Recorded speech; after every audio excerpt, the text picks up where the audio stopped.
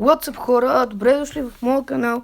Днес ще играем на играта Granny, която все пак тя обикновено пише хорор гейм, но това видео ще го направя, че то не е за малки деца, защото тук има насилие и не искам вашите деца да гледат насилие. С това нека да започнем. Ще играем на Granny, само че трябва да ми зареди, което трябва това така да стане. Сега добре. Въпреки че аз съм я играл Granny преди, но смятам да ви покажа сега играта. Аз няма да ви показвам цялата, защото все пак аз имам ограничение и трябва... Ето ми, сега натиснем play и ще го пусна на практис. Все пак да знаете, че това също, защото може да прочетете какво пише Granny is not home. Now you can explore the house, but not completely free from danger. И ето тук отгоре имаме Darker Mode, Extra Locks, Music или Nightmare. Предпочитам игрите на Granny, които играя, да не пускам Nightmare, защото Nightmare е най-отвратителното нещо в Granny. Ще там има някакви плъхове и там, ако стъпиш на тях, ти взимат демидж. Затова, също без да се мотаем, нека започнем играта. Тук има най-различни ескейпове, затова сега съм го пуснал на практис, все пак защото бабата не е тук. Но следващото видео, което направя на Granny, ще го направя с бабата. Но ще го направя на easy. Добре, и сега спирам да говоря. Нека започнем. Да видим, тук нещо има ли? Не. Leave this house. Окей, let's go. Има още нещо. Може да хвърляте неща през стени. Пиу. И ето вижте къде е базата, къде бях аз, къде е това. Сега да видим в кенефа на баба Грандушка. Ключа за колата. И ако някой не знае къде е колата, тя е в мазето. Къде отиде този ключ? Ето го. Сега да хода в нейната кола, да видим какво е завършила. Кар батери е там. Сега да видим, да отворим багажника. Какво има? Weapon key там за този арбалет. Ако някъде знае какво е арбалет, може да ми пишете долу в коментарите за повече информация. Ако искате, може да ми... Всъщност няма проблем. Сега да видим, че се загубих. Я да видим тук в тези шкафчета има ли нещо. Имам предвид чекмеджета. Я да видим тук. Ето го арбалета. Да вземем това. С този арбалет, всъщност, ако играете с Granny, може ако я оцелите и тя идва към вас и няма как да избягате, може да я състреляте с това. Има една отверка там, в тази чаша, ако я виждате. И като го застрелям, трябва да я оцелите. Защото тя ще падне, ще направи звук, тя Granny ще дойде. Все пак няма как отверките ни са като паднат, имат звук. Сега нека да видим. И също в тези видеа на Granny сега да ви кажа, че ще ви показвам най-различни странни гличове. Сейф ки. Сейф кито не винаги ще ви дава късмет. Ще трябва да отворите и този сейф. И ако го отворите, няма много хубав късмет. Но да видим какво има. 3, 2, 1. What? Защо взех чейнката? Чейнката е за колата. Жалко. Много жалко. Сега да поудариме това. Да взема арбалета, защото може би ще ми трябва за още нещо. И сега се сетих за какво ми трябва. Трябва да дойда. Тази решетка ме дразни вече. И сега да видим къде е, защото има едно мазе тук, което... Тук, погледнете. Това е сестрата на Granny. Погледнете колко е грозна. Даже и не искам да я и гледам. С това предказвам, казвайте на децата си да не го гледат. Това е много опасно. Това какво е? Това е ръсти, падлоки. Което за сега хич не ми трябва. Сега трябва да оцеля това червенкото е там. И ако го оцеля, мога да вляза. Добре, оцелих го, защото мога да вляза.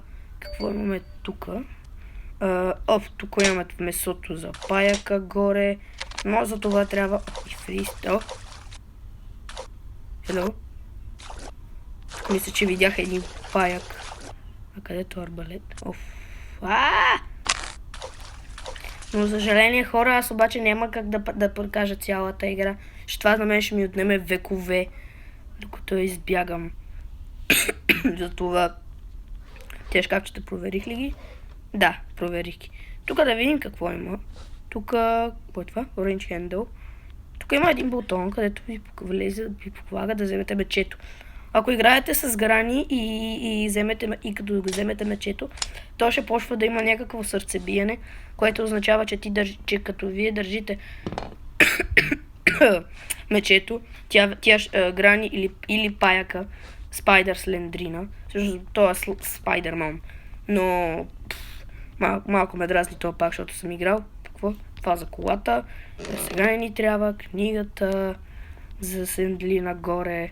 Това не е за паяка, защото тук има две сендри, което е малко което е малко странно, защото има две сендрини в играта, грани. Я да видим сега, да видим в този кладенец какво има. Обикновено винаги ми се пада чука вътре. Да видим сега какво ще ми се падне. Това какво е?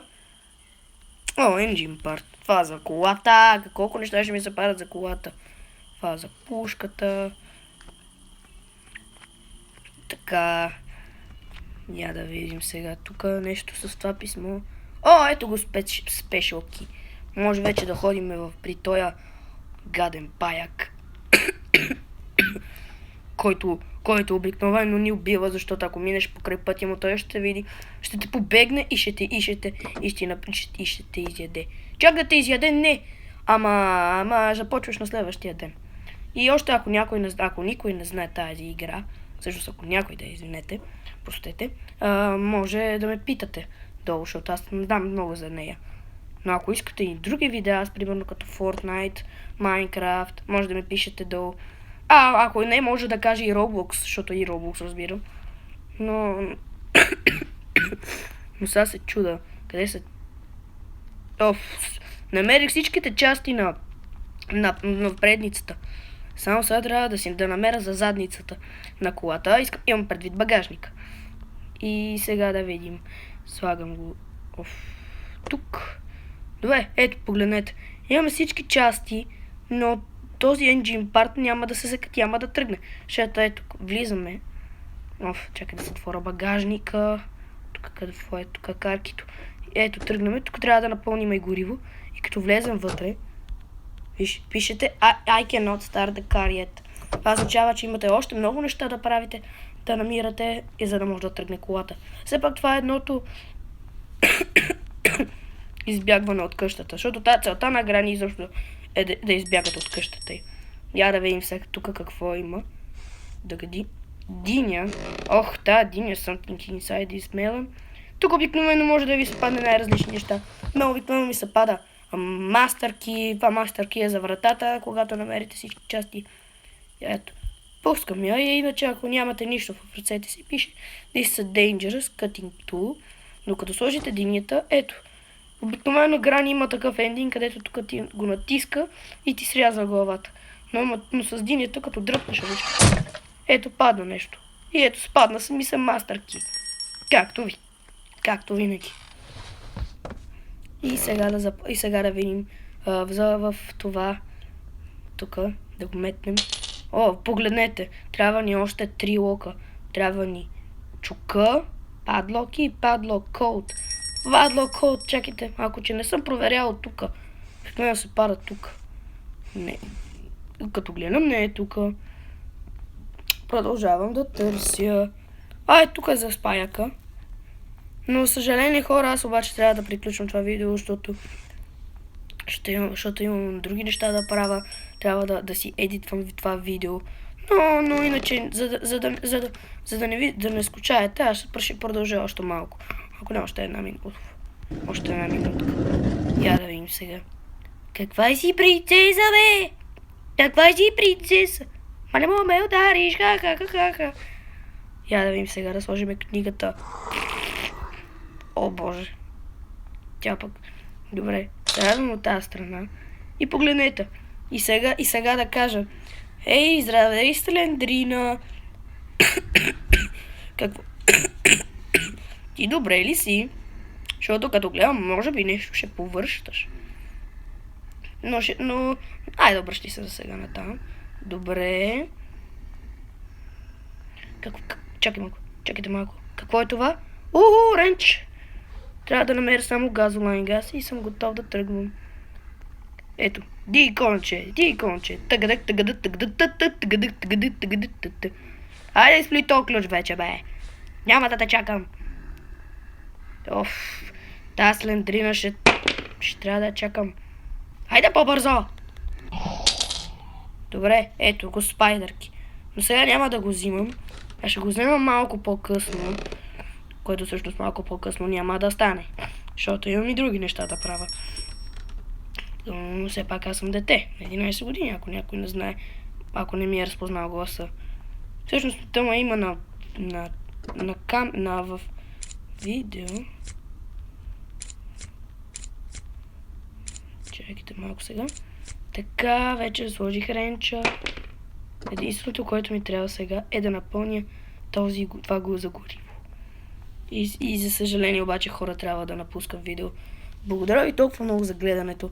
Пожелавам ви сега приятна вечер, ако приятен ден е за някой и приятна почивка, ако някой си ляга. Благодаря за видеото. Ще чакам вашите коментари. Довиждане.